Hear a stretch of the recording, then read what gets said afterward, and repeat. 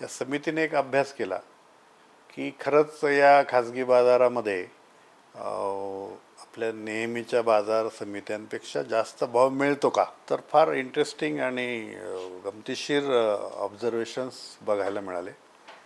एक 25 कमोडिटीज शेतमालाच्या ज्या या बाजारात येतात आणि प्रायव्हेट मार्केटमध्ये येतात असा अभ्यास 3 वर्षाचा केला. आणि असं आढळून आलं की 25 पैकी जवळजवळ 15 ते 20 शेतमालाच्या प्रकारात बाजार समित्या ज्या आहेत तिथं जास्त बाजारभाव मिळाला शेतकऱ्यांना बर प्रायव्हेट मार्केटपेक्षा. अच्छा. आणि प्रायव्हेट मार्केट्समध्ये कमी एक 5-6 ठिकाणी जास्त भाव मिळाला, इतरत्र कमी मिळाला.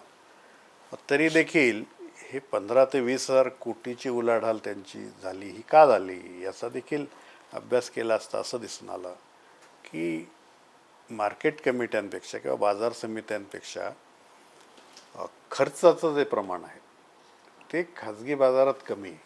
अच्छा. खर्च म्हणजे कुठला? त्याच्यात आडतीचा खर्च असेल किंवा हमालीचा असेल, तोलाईचा असेल किंवा प्रवेश फी असेल किंवा इतर ओव्हरहेड्स असतील. तर जर एका ठिकाणी समजा 1,000 रुपये पर क्विंटल भाव मिळाला आणि दुसरीकडे 1,000 रुपयेच आहे, तरी दुसरीकडे लोक का जातात? कारण तिथं बाकी खर्च कमी आहे.